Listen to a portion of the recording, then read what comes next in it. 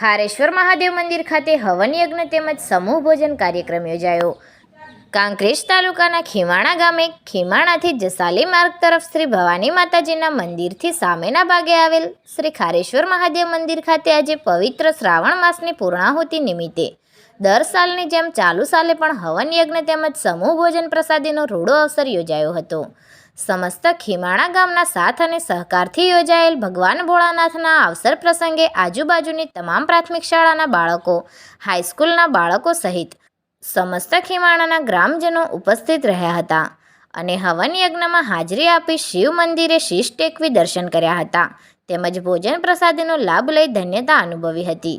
મંદિરના મહંત શ્રી પરમ પૂજ્ય શ્યામનારાયણ ગિરી બાપુના માર્ગદર્શન અને છત્રછાયામાં યોજાયેલા રૂડા અવસર પ્રસંગે પૂજ્ય બાપુએ સૌ કોઈને શુભાશીષ પાઠવ્યા હતા.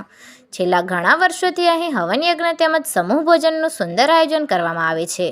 ત્યારે અહીં દર શ્રાવણ માસની અમાસના દિવસે હજારોની સંખ્યામાં વિદ્યાર્થીઓ, શિક્ષકો, ગ્રામજનો તેમજ આજુબાજુના ગ્રામજનો પધારે છે અને શિવ યજ્ઞમાં હાજરી આપી ભોજન પ્રસાદીનો લાભ લઈ ધન્યતા અનુભવે છે.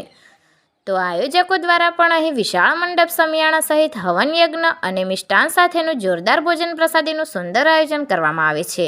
Report Ketan Vasaiya and Laxmansinh Vaghela, live the vision Khimana.